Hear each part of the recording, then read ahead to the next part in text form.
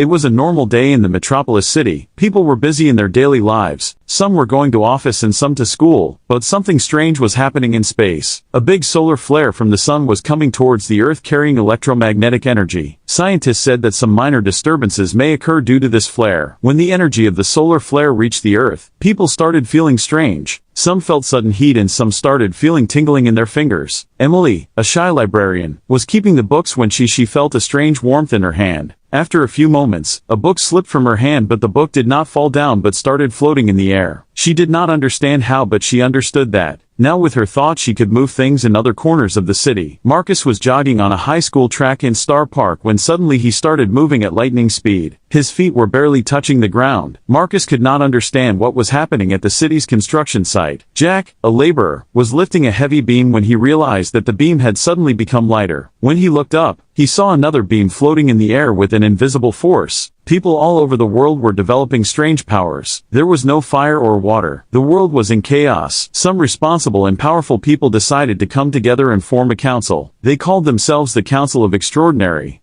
Their purpose, the idea was that these powers should be used for the benefit of humanity and that no one should misuse them. Emily, Marcus and Jake were among the founding members of the council. They taught people to control their powers and use them for the right purposes. The council created many protocols, so that those who misuse their powers can be punished, but not everyone was happy with the council's guidance. Among them was a powerful man who could control darkness and shadow, Drav, who considered people who have powers to be ordinary humans, but he must rule. His greed had no limits. He gathered people like him who could support him. They named their group Shadows. Drew and Shadows attacked the council headquarters. The council members were also ready for fight. The battle was extremely fierce. Buildings began to shake. His abilities lit up the night sky due to his superpowers. Emily used her telekinesis to throw debris at the Shadows. Marcus moved around the battlefield at lightning speed and attacked his opponents. Jack used his power to protect his friends with an unmatched magical shield. In the middle of the battle, Emily confronted Drev.